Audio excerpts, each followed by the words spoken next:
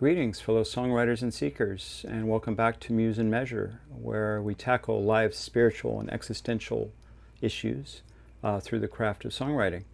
If you'd like to deepen your songwriting practice and connect it to your spiritual one, take a click down below at the guy on the lotus and subscribe so you can travel along with us on this journey. All right, so I've been looking at how to build intensity in lyrics to drive towards a climax.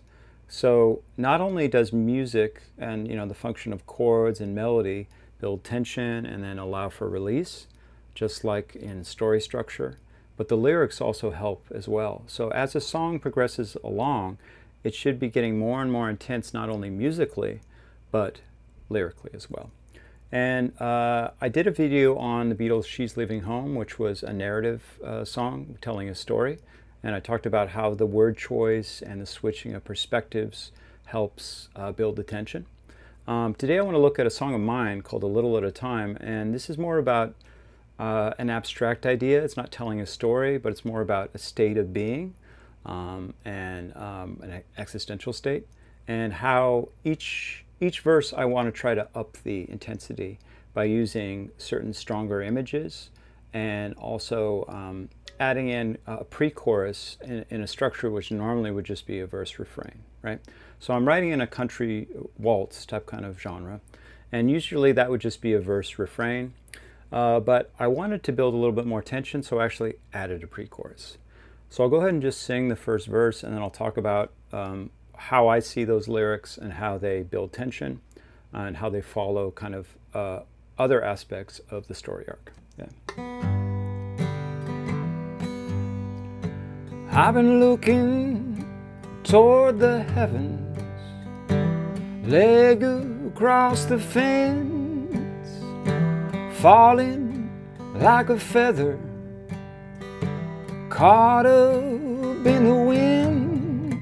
But I can't wait forever for you to give me a sign.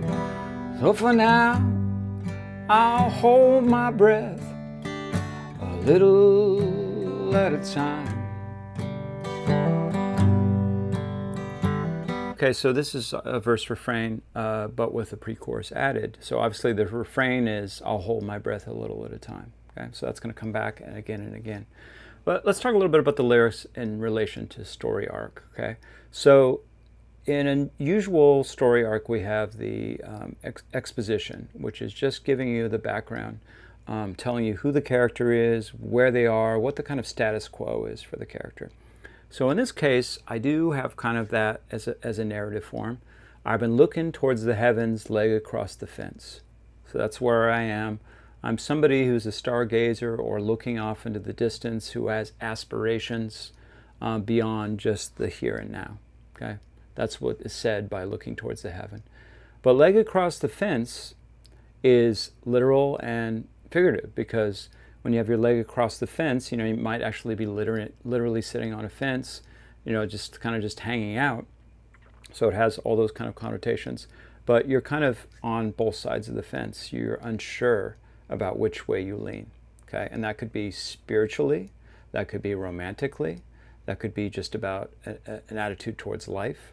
So I like that because it has that ability to be interpreted in multiple different ways, okay? And then I say, falling like a feather caught up in the wind, okay? So feathers fall very gracefully, so it's not this sudden drop. I'm not having these deep moments of existential dread at this point. I'm not experiencing some form of bipolar, or I'm having these huge mood swings. It's graceful, right? But it still is caught up in the wind. So I'm still dealing with the slings and arrows of life. And as the wind, whatever the way the wind blows, it's taking me up and down on this emotional spectrum, right? Okay.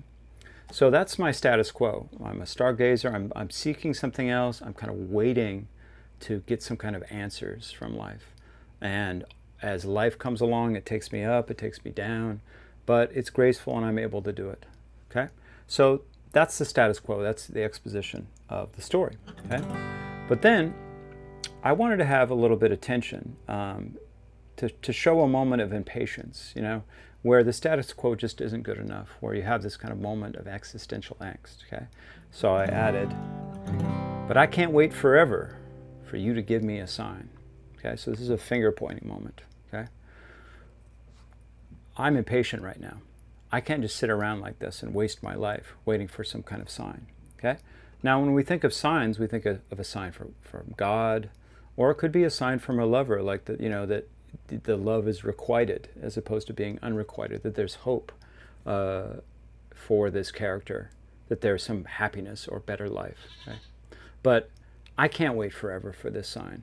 Okay, so that's how it's builds up the tension. But I can't wait forever for you to give me a sign. And then I resolve it.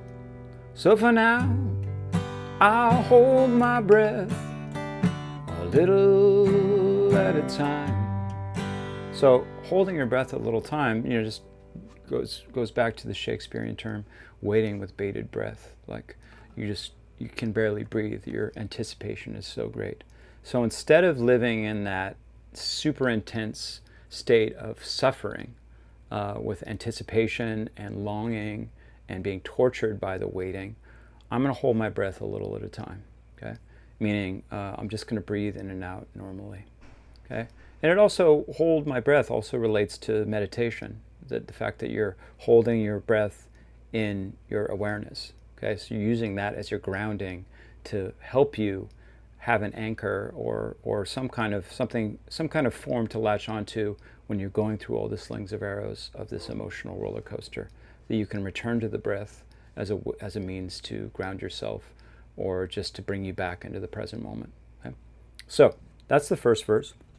So we know now what the status quo is.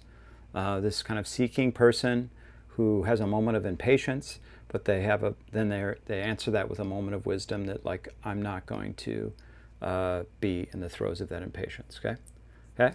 But then we're going to up the intensity right now. So I'm going to talk about how I got to this state. I'm going to go back into the past. Okay. Sucked into surrender with the dropping of a jaw. I want your words to render like the scarecrow craves the caw. Okay? So instead of just being a guy sitting on a fence and a feather, this is very light. It's not super intense imagery. All of a sudden you have sucked into surrender. Being sucked is a violent act. Okay? It's no longer this little feather that is floating nicely on the breeze. It's being sucked into something. And what are you being sucked into? Surrender. You have no choice. Okay? You're giving up. Okay? With the dropping of a jaw. So in a moment of having this moment of ecstasy where you were overcome with something, could be falling in love with somebody, it could be a moment of the sublime, or experiencing some kind of divinity, the dropping of the jaw, like, oh, it's a literal awesomeness, the awesomeness of this other thing, of this other, that sucked you into surrender. So that's super intense as far as lyrical imagery. Okay, and then what do I want? I want your words to render. Okay, to really kind of define and to distill down. Okay, like a scarecrow's crave the caw. Okay, now why would a scarecrow crave the caw? Right? Because maybe it's something that, like, I don't know, it's you're craving your undoing, or a death of the ego. You wanting to transcend this status quo and to go into a higher level. Okay, so scarecrows crave the caw. Maybe the caw is the crows that are going to tear the scarecrow apart, or some other possible other, which is a kind of a nemesis.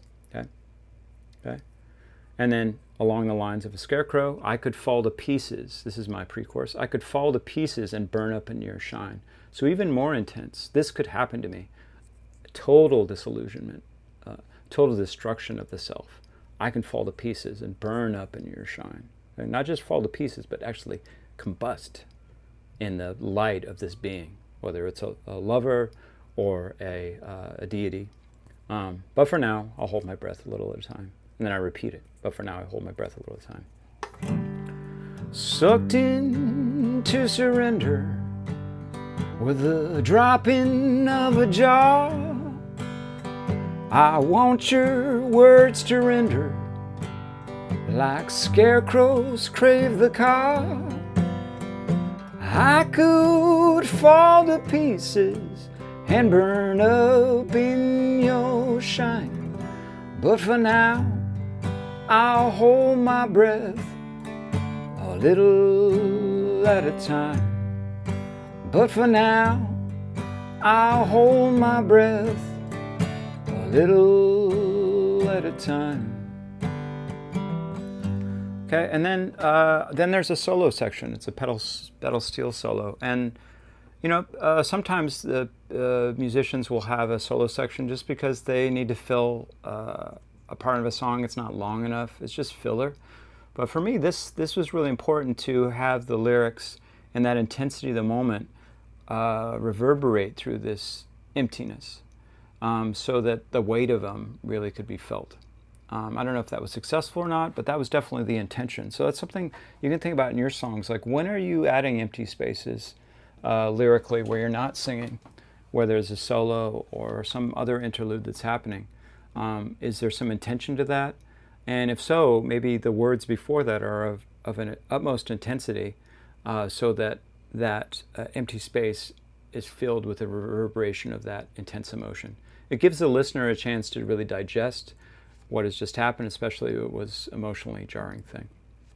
Okay, and then it comes to the bridge. Remember, the bridge is like a different perspective, a wiser perspective, and basically in this bridge, I'm saying I could do all these things, but what I'm choosing to is based on being a seeker or wanting to find the truth.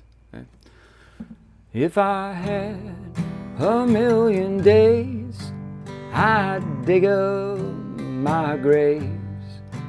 If I had 1,000 years, I'd drown all my fears. And if any of it was mine, I'd give you my time. But these questions keep burning a hole in my mind. Okay.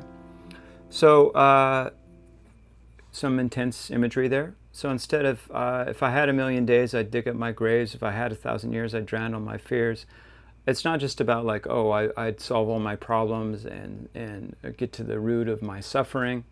You can use much more intense imagery like digging up graves. So as opposed to like revisiting past traumas or confronting old demons or casting out all my negative emotions, I chose dig up my graves, drown all my fears. Okay, and then when I get to the question, it's like burning a hole in my mind. So you can actually think about like, you know, in the brain, like this intensity of the question is actually causing you intense pain, like a burn. So burning a hole in your mind gives you the actual kind of visceral experience of like, ouch, that is painful. Okay, not just emotionally painful, but physically painful. Okay, so that's another intense thing. And then I switch chords there. I introduce a chord that was never in the song before. But these questions keep burning a hole in my mind. Okay? So it also adds tension there musically. Okay? And then the last verse, I'll just read the lyrics. Broken by believing when lovers' words betray, I'm longing for your presence or salvation in the grave. I could search forever for a love that's like mine, but for now I'll hold my breath a little at a time. But for now I'll hold my breath a little at a time. Okay? So this is a post-bridge intensity. I'm a changed person because I've decided, you know, that the question of becoming is much more important than revisiting the past and trying to heal all the wounds from the past. Okay? I'm a broken person because of a belief. I believed in lovers' words, okay? So heartbroken. Longing for your presence or salvation in the grave, okay? So the intensity is so much that I either want this person to return or this spiritual fulfillment to return in the form of a god or deity or whatever, or to just to be done with it, be in the grave. Okay? I could search forever for a love that's like mine. Okay? So that could be a spiritual love or a romantic love. Like I could try to chase the dragon and get to that state again of once when I was in that moment of awe and ecstasy. But I resign myself to hold my breath a little at a time. So this song is really a tension and release between these two states of being, right? Between this intense, ecstatic moment, which has created this longing to experience that again, and being resigned to some kind of equanimity and getting back to that state. So it's really a fight between those two poles in this this war between these two intensities, right? And I tried to do that both musically and lyrically by upping the intensity each time, but then that increased intensity is rewarded with the resolve that no, I'll just come back to holding the breath a little at a time, okay? And which makes it kind of even more tragic because like you really feeling, oh, I really want this, and then no, just get back to equanimity, let it go, okay? Because it's pointless to chase after that. It can't be recreated because you have your idea of it, and of course you're going to try to do it. You'll have some other kind of peak experience possibly, but not as long as you hold that idea in your head, or that ideal, that moment that you had when you were in love, or when you had the experience of the divine, or some kind of peak experience. If you're constantly chasing that, you're never going to open yourself to other things. So it's kind of like a switcheroo, a trickery by holding your breath a little at a time, getting back to not anticipating, not longing, that you actually open yourself up to those possibilities.